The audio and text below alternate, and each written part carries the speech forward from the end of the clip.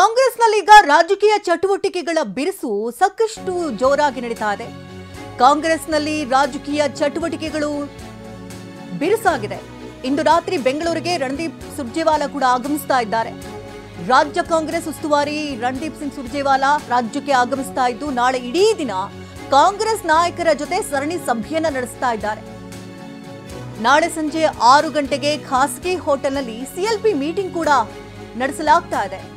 ಜನವರಿ 21ರಂದು ಬೆಳಗಾವಿಯಲ್ಲಿ ಗಾಂಧಿ ಸಮಾವೇಶ ನಡೆಯಬೇಕಾಗಿತ್ತು.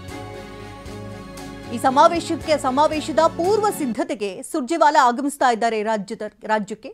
ಇದೇ ವೇಳೆ ಡಿನ್ನರ್ಗೆ ಬ್ರೇಕ್ ಹಾಕಿದ ವಿಷಯಗಳ ಬಗ್ಗೆ ಚರ್ಚೆ ಕೂಡ ನಡೆಸಲಾಗುತ್ತೆ.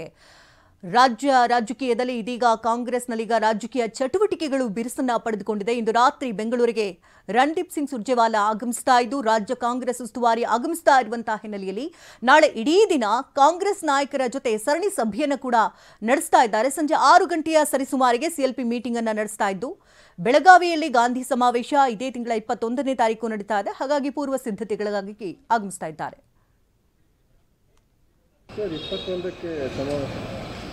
ಅದೇ ಇವತ್ತು ನಾಳೆ ಸಿಎಲ್ಪಿ ನಡೀತದೆ. ಸಿಎಲ್ಪಿ ಚರ್ಚೆ ಮಾಡಿ ಯಾವ ರೀತಿ ಮಾಡಬೇಕು ಅನ್ನೋದನ್ನು ಚರ್ಚೆ ಮಾಡ್ತೀವಿ. ನೋಡೋಣ, ಅದು ಯಾವುದೂ ನಿರ್ಧಾರ ಇವತ್ತು ಗೊತ್ತಾಗಿಲ್ಲ. ಸುರ್ಜೇವಾಲಾ ಅವ್ರು ಬರ್ತಾರೆ, ಬಂದಮೇಲೆ ಅವರೆಲ್ಲನೂ ಕೂಡ ಹೇಳಿದ ಮ್ಯಾಗೂ ಅರ್ಥ ಆಗ್ತದೆ ನಮ್ಗೆ ಯಾರ್ಯಾರು ಬರ್ತಾರೆ ಅನ್ನೋದು. ಅದೇ ನೋಡೋಣ, ಅದು ಗೊತ್ತಿಲ್ಲ ನನಗೆ. ಮುಖ್ಯ ಸುರ್ಜೇವಾಲಾ ಅವ್ರು ಬಂದು ಸಿಎಲ್ಪಿಯಲ್ಲಿ ಡಿಸ್ಕಷನ್ ಮಾಡ್ತಾರೆ, ತದನಂತರ ಯಾರ್ಯಾರು ಬರ್ತಾರೆ ಅನ್ನೋದು ನಮಗೆ ಗೊತ್ತಾಗ್ತದೆ.